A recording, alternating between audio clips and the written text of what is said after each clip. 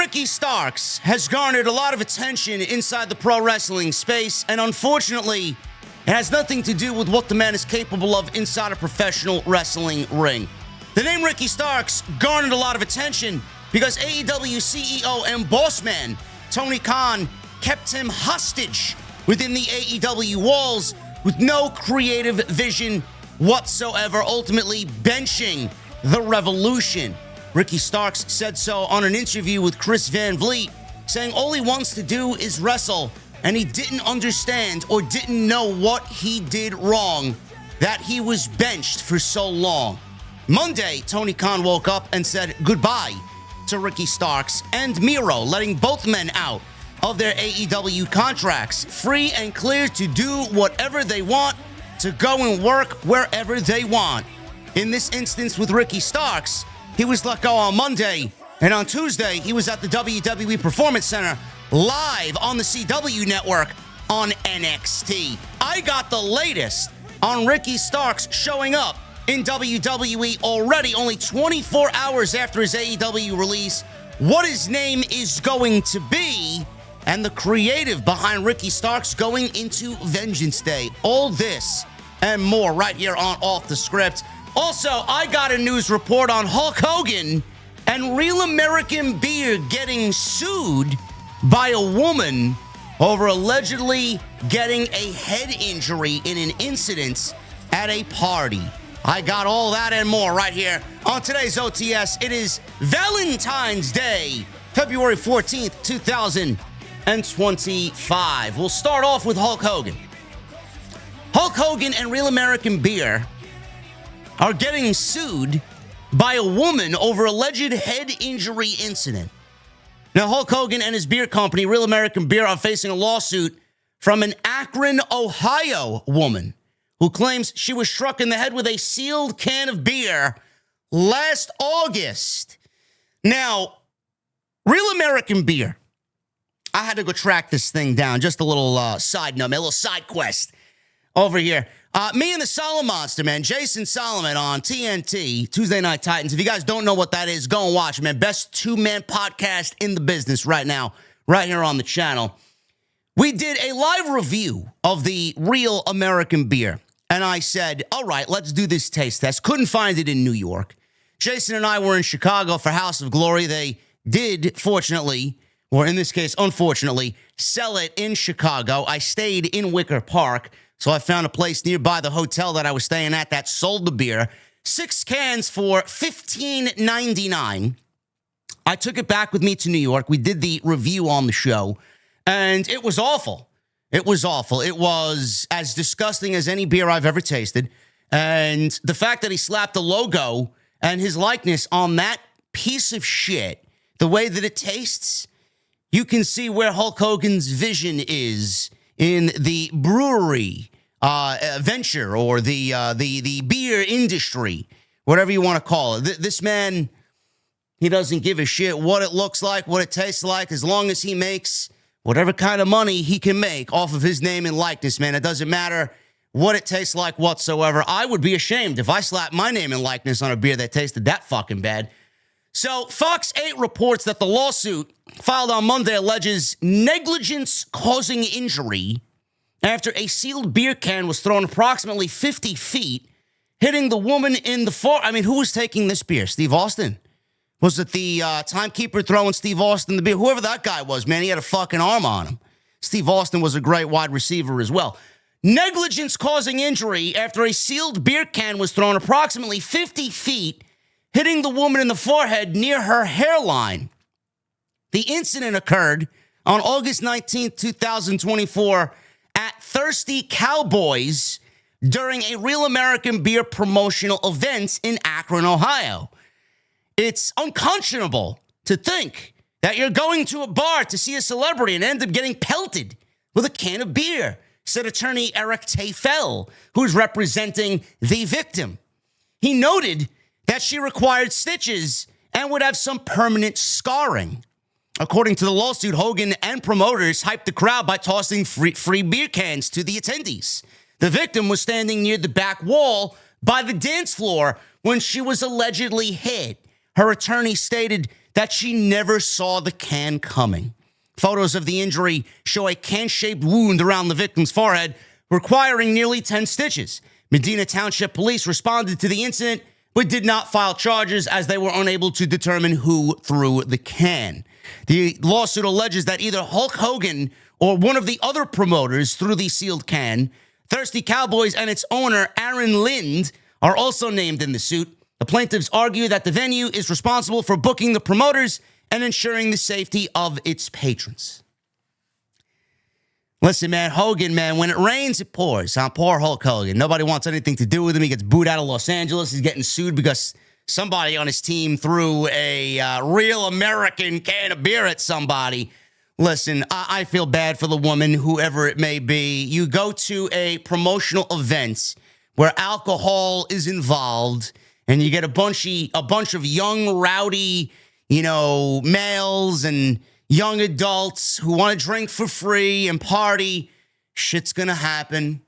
Incidents like this are going to happen. I'm not condoning it in any way, but I'm sure all of this will lead to a nice settlement from Real American Beer because they don't want their new venture to be tarnished in any way. Hulk Hogan, I'm sure, doesn't want any more black stains on his name and his likeness. Let's settle with the woman. No files are being charged. Nobody knows who threw the can of beer. Let's give the woman what she wants, which is a quick payday in Akron, Ohio. Who the fuck knows who she is? And let's move on with our lives, man. But at the end of the day, Hulk Hogan's name for the last couple of weeks, several weeks, has been in the news, and it hasn't been quite favorable for the real American, the Hulkster, Hulk Hogan, who, by the way, is charging nearly $10,000 for a suite inside the stadium for WrestleMania 41 to sit with him and the real American beer enthusiasts that he's going to have surrounding him. Imagine spending $10,000 to sit in a suite with Hulk Hogan for real American beer, man. Maybe we should all chip in and buy Solid Monster a plane ticket and a hotel room and a suite ticket so he could sit amongst his favorite pro wrestlers drinking his favorite cold beverage. How about that, huh? I think he would love that, man. I know his birthday's in October, man. Let's all give him a happy early birthday. Speaking of early, Ricky Starks. Details behind Ricky Starks in NXT. Speaking of the Solid Monster, him and I were live on Tuesday night, and we were live for episode 82 of Tuesday Night Titans, and the live stream chat was going crazy. JD, read the chat. JD, read the chat. Ricky Starks, Ricky Starks. I know, guys. I know. I can't watch it right now, man. I'm in the middle of a fucking live stream on Tuesday night with this guy, man. I'll watch it afterwards. Everybody's like, Ricky Starks, Ricky Starks, Ricky Starks. Debuting on NXT. We had a lot of reaction to it. I'll get into what we feel. I'll get into what I feel. This is a good move. Quite surprised that he showed up so quickly in NXT, but I'm not surprised that he did show up on Tuesday night and not Raw and not SmackDown. Ricky Starks debuted on NXT this past Tuesday at the WWE Performance Center. Not mentioned by name. All he said was, "You know who I am." Almost very Scott Hall-esque, showing up in WCW. Starks debuted on the February 11th episode of NXT, notably not mentioned by name. Vic Joseph didn't mention him, Booker T, Corey Graves. The crowd was chanting Ricky Starks. They knew who he was. We knew who he was.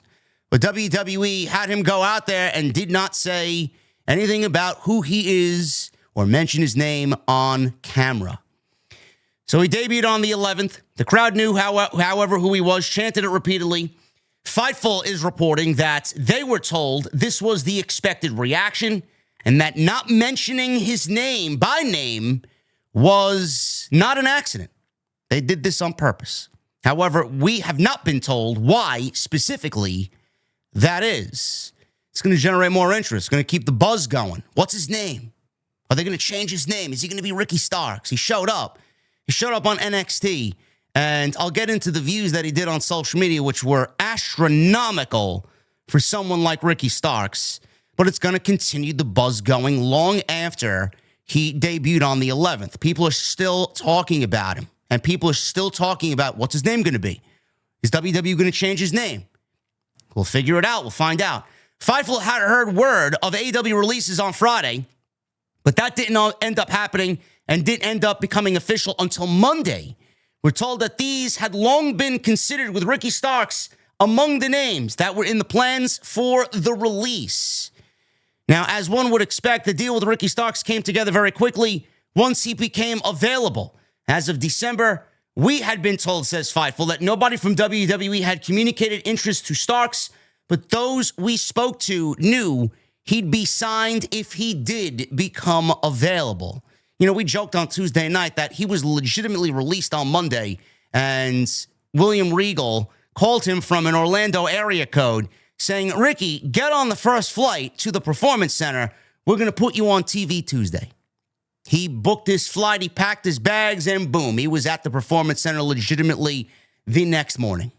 That's exactly what happened. As for why Starks showed up on NXT, Fightful inquired with NXT and main roster sources. Those we spoke to, say Fightful, on the main roster said they believe the majority of creative heading into WrestleMania is already planned, and NXT would be much more fluid working him into the fold. This is the same thing I said about Jordynne Grace only a week ago, because everybody was very vocal about, oh, Jordynne Grace is a main roster star. Oh, Jordynne Grace is main roster ready. No shit. Of course she is. She's made several appearances for WWE on NXT. She's made several Royal Rumble appearances already, or two at least the last 2 years. She knows several minutes in the Royal Rumble. She knows how to work a camera. She's going to be integrated almost seamlessly into the WWE main roster. But WrestleMania plans are already set in stone. If not completed yet, they will be in the next couple of weeks. And those plans do not include Jordynne Grace. So why put her on the main roster when she's not going to have a WrestleMania moment, not have a WrestleMania match? You could put her in NXT and have her get even more used to the system, how things operate, how things are going to look on the main roster by finding out about them and planning for them in NXT, coming up with the theme, coming up with an entrance, how you're going to come out, where you're going to look. WWE is a different beast. Waiting a couple of weeks is not going to be that big of a deal. I mean, Jordynne Grace is here for the next 5 years. What is the rush? She will be on the main roster, and a Monday Night Raw after WrestleMania is a great opportunity to usher her in with everything ending at WrestleMania, starting fresh. That was my vision. That's my plan for Jordynne Grace. Word of Starks being on the show circulated around the WWE Performance Center by 30 minutes before the show. Roxanne Perez put on social media, if I can find the tweet, I'll put it in the video, that she was very happy for Ricky Starks, as they've known each other for 15 years, or since she was 15 years old. They've come across each other, and he was the nicest guy, worked hard, and she's very happy that he's landed in WWE. Everybody is. Jade Cargill, you know, she is very good friends with Ricky Starks. We've seen them train together quite frequently through her Instagram stories. Obviously, Ricky Starks and Jade Cargill, Ricky Starks and Cody Rhodes, which probably landed him in hot water with AEW in the first place. It was also said that with Vengeance Day on February 15th, PW Insider is relaying that a planned Ricky Starks appearance at a Turnbuckle Championship Wrestling show on the same night has now been canceled. So that means potentially he will be at Vengeance Day on February 15th. Doing what? I don't know. He may crash the show again. Who knows what his plans are going to be? I know everybody's talking about giving him the AEW, should have been, the NXT World Championship, but they will be factoring him into plans almost immediately, and I can't wait to see what they do with him. Now, with the rest of the releases, before I get into Ricky Starks, you know, Miro was released. Malachi Black became a free agent. He had to wait a couple of weeks after they iced him. He was free and clear to go and do whatever he wants. I'm assuming he will be with the WWE almost just as quickly. Miro is the only one. We talked about this on Tuesday Night Titans. We don't know if he wants to wrestle. We don't know. Miro is great, and I would love to see the Redeemer in WWE. I think WWE should absolutely bring him in. I think this time around would be different. I know him and Sheamus are very close. I would love to see something with them as far as a tag team. Maybe we get them feuding over the Intercontinental Championship. put him in that title picture, that would be fucking great. I think this go-around would be so much better than the first go-around with Miro in WWE. I just don't know if he wants to wrestle. If he wanted to wrestle, he would have already been on TV. He would have wrestled and done whatever AEW wanted him to do. I don't know what the problem is there. It's a very bizarre situation. But those were the names on Monday. So obviously with those names being released, Miro and Ricky Starks, Malachi became a free agent as he let his contract run out. But Miro and Ricky Starks, obviously that led to discussion of, well, what about Wardlow? What about Ray Phoenix? Was Ray Phoenix a part of the list of people that Tony woke up on Monday morning thinking, you know, I'm just going to let these guys go. There's no point in me keeping them anymore. It's like he's punishing them and making them suffer. And then all of a sudden he wakes up and says, you know what? I'm done. I'm done punishing you. Goodbye. But Ray Phoenix was among the names that AEW had discussed releasing at one point. So why didn't they do it? What are they waiting for? They're not going to use him. So just let him go. AEW released all these names. Boulder, apparently the Iron Savages, you guys know the story. I'm not going to go over it again. He was arrested for domestic battery. Bear Boulder, Thomas Wansaw, we're not going to get into it. He was released, but that was a completely different situation as to why Ricky Starks was released and why Miro was released. That was for arrested domestic battery, so we're not going to get into that. He's gone. Good riddance. Black, his deal came through and expired. Miro, Starks wanted out. They were let go. Ray Phoenix is one of the names who does want out, but AEW added time to his existing deal due to time missed with injury. Now, Ricky Starks, he did not want his option picked up last spring, and AEW just willingly said, you know what, we're going to pick it up even though we don't have any plans for you. So they doubly fucked him over. He was about to be a free agent way earlier than anybody anticipated, and AEW said, you know what, we're going to keep you for another year and do nothing with you. That's why Ricky Starks became so vocal. He didn't want to be there. So they picked it up anyway and did nothing with him. So obviously he became frustrated.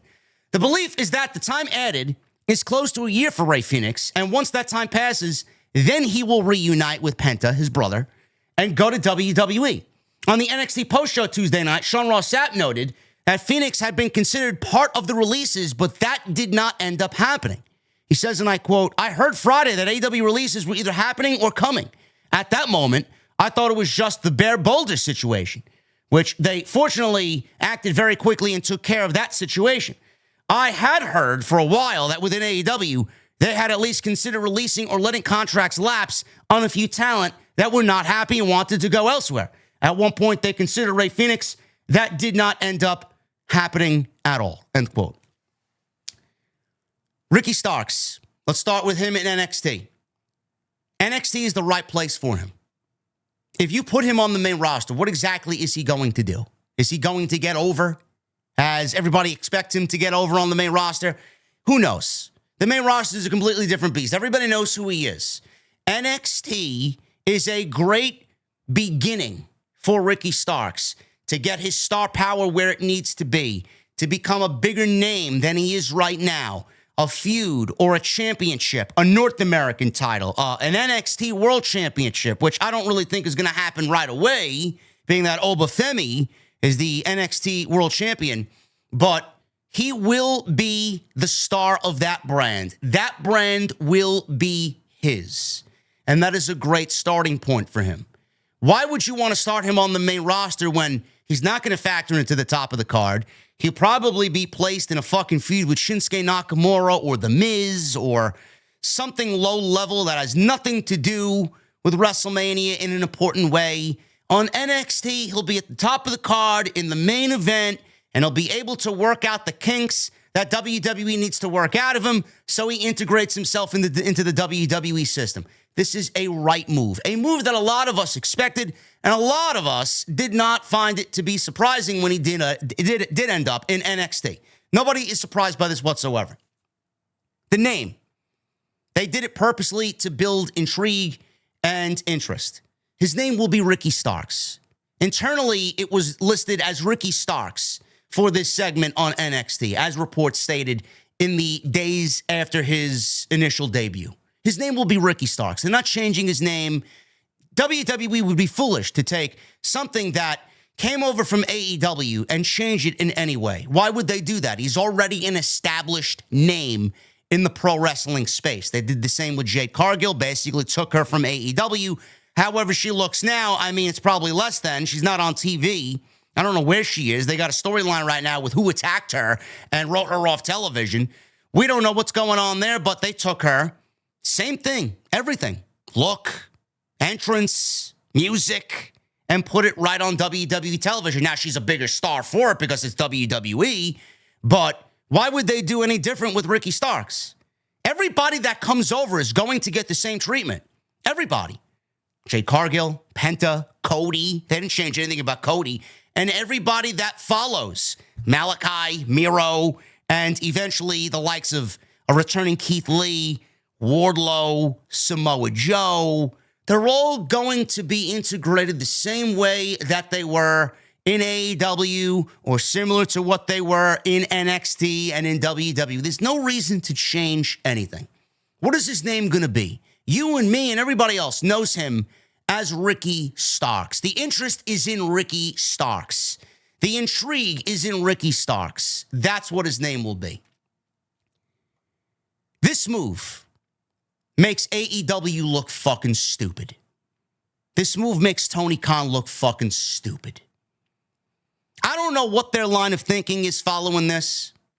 I read the Ray Phoenix story. What is their mentality now looking at this?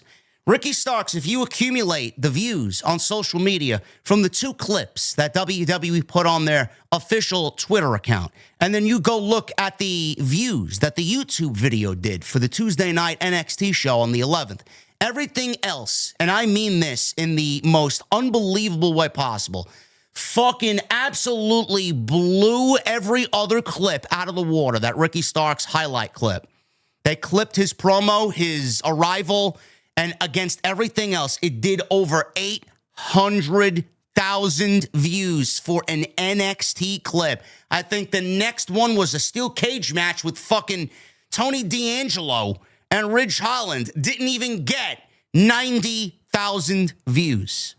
You take the views on the YouTube clip. You take the views on the Twitter clips that they posted, which were 2. We are talking about near 10 million views for Ricky Starks across WWE Twitter and WWE YouTube. You don't think that makes Tony Khan look fucking stupid? And WWE is in the business of making Tony Khan look fucking stupid. I said this way back when. You don't think that it all started with Cody Rhodes? You don't think that every time WWE takes somebody from AEW that is in the same boat as a Ricky Starks, Ray Phoenix, Wardlow, Malachi Black, who knows if Miro's going to be on his way, WWE has added incentive to take everything that has failed in AEW and turn it around and make it a success in WWE because they love making AEW and they love making Tony Khan look fucking stupid. And that is exactly going to happen. Ricky Starks is going to be a major name in WWE for the simple fact, and I don't want to take anything away from his talents because he's a great fucking pro wrestler and I enjoy seeing him on television. I wish him nothing but the best. But the added incentive, the cherry on top of this Sunday for WWE is not only do they get a great pro wrestler, somebody that they've long wanted, but the added incentive is to make Tony Khan look fucking stupid. How do you take Ricky Starks and do nothing with him, and on day one, he's accumulated more views than his entire 5-year history in AEW? What the fuck is going on there? What type of mentality now exists in AEW? I've said this also for years. If they don't want to be there, then let them go. Clearly holding them hostage is not working. He held Ricky Starks hostage and woke up one day and said, you know what, Ricky, goodbye. We don't have any plan for you. We're not going to use you. I don't want to continue paying you. Go and do what you want. How much longer is everyone else going to have to wait? Because clearly holding them hostage is having an opposite effect. He thought by icing Ricky Starks, him showing up in WWE when he did, he ain't going to be as over as everybody expects him to be. 10 million views. You don't think 10 million views for fucking Ricky Starks is a big deal? Of course it is. NXT, Ricky Starks. Of course it is. It's going to be the same thing for Phoenix. It's going to be the same thing for Malachi. It's going to be the same thing for Miro. It's going to be the same thing for Wardlow and anybody else that's disgruntled, unhappy, and doesn't want to be there and eventually jump ship to WWE. Holding them hostage is not worth it. It's not. And I'm going to say this plain as day again. If Tony has people that he does not want to use, and he's got people on that roster that don't want to be there and help the company grow, let them go. Let them go. Ricky Starks is a different beast. Ricky Starks coming on in. He's got the Jade Cargill connection. He's got the Cody Rhodes connection, right? He's going to get into WWE, and he's going to be better off more so than a lot of people because of the connections that he's already had with Cody Rhodes and Jade Cargill. So Ricky Starks in NXT. Ricky Starks will be Ricky Starks. Ricky Starks will be at Vengeance Day. Ricky Starks, the prison that he was in for the last 12 months did not work. It actually had an opposite effect on how Tony Khan thought it would work. Let him go. He did. Showed up in WWE on Tuesday. And now look at the views, the interest, and the hype in Ricky Starks. Who's the next to go from AEW? This is a failure of creative from AEW. Tony Khan does not know how to make stars. He doesn't. He doesn't. When he makes stars, he lucks into making stars. Everybody else that's on that roster right now that you think is a character or this or that, I mean, it's very far and few between. How much is it Tony Khan and how much is it the talent? Are we gonna throw a parade for Tony Khan because he created Timeless Tony Storm? No, that was all Tony Storm. What about Swerve? Swerve was given an opportunity, great, but the work that was put in was not by Tony Khan, it was by Swerve. Swerve knew where he wanted to be. Swerve pulled it out of himself. Swerve made himself into a world champion. All he needed was a fucking opportunity, and it's exactly where it got him. Everybody else, Harley Cameron's the latest talk of the town, flavor of the month. Did AEW know exactly what she was capable of? Did AEW know the talents of Harley Cameron? Or did they look into Harley Cameron? Did they just find out when everybody else found out? Oh, she learns Chinese. She speaks Chinese. Oh, she's a ventriloquist. Oh, she's a musician. Oh, she plays guitar. Oh, she's entertaining. Oh, look at the charisma on her. Did they know all that beforehand? Did they create that? No. All she needed was a fucking platform. They don't create stars. They don't. It is very, very minuscule if it is that way.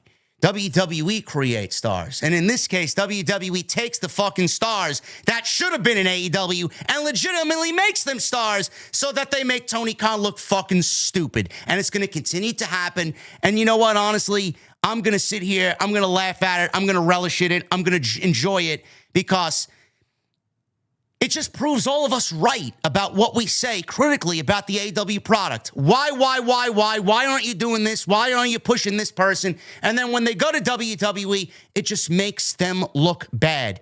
This is the type of situation I love sitting here and talking about because we call this shit out. They ignore it. They do nothing to fix it. And then we're the wrong ones. We're the bad guys. How much have they done to Ricky Starks? And we look at it and say, yeah, Ricky Starks was created in AEW. No, he wasn't. No, he wasn't. They gave him a mini platform. They gave him this. They gave him that. But at the end of the day, what are people going to be talking about at the end of the day? The fact that Tony Khan kept this guy on the sidelines for 12 fucking months and did nothing with him. Meanwhile, you got Jericho on TV and you got fucking Hologram and you got whatever, Jeff Jarrett on TV, but Ricky Starks sat at home. You were willingly paying him to do nothing. Meanwhile, you were giving us this. He was home. You let him go. Why not use him? Now he's here. He's going to be better off for it. It makes Tony look like a blithering idiot. It makes him look like a fool. He loves to prove everybody wrong. I'm going to do what I think is right. I'm going to prove everybody wrong. Stop icing people. Stop being petty. Just let them go. If you don't want them, if you have no vision for them, if they don't want to be there, let them go. Stop. Just stop Hopefully this Ricky Starks situation opens up a lot of eyes and it changes the mentality in AEW. I really hope that is the case. I wish nothing but the best for Ricky Starks. I really do. I can't wait to see what he does. And again, like I said, I hope that Tony Khan wakes up another Monday and says, you know what? Goodbye, Phoenix. Goodbye, Wardlow. Goodbye, this guy. Goodbye, that guy. Goodbye, this woman who we don't use anymore. Just clean house. I would not be surprised if we see more cuts in AEW because, honestly, that's the way it needs to be. Thank you guys very much for all your support. If you did enjoy today's upload, let me know what you think down below. Are you excited about Ricky Starks? Are you excited about him going to NXT? Do you agree or disagree with that decision? I think it's the best move for him. It's going to be his own man and get himself on the right foot away from the main roster, and I do think that is going to put him in a bigger spotlight than if he was to go to the main roster. Sound off in the comments below. Hit that thumbs up. Hit that subscribe button down below. Turn on the bell for all notifications, and I will see you guys back here live tonight for Friday Night SmackDown right here on Off the Script. Until then, guys, have a good Friday, and I'll talk to you later.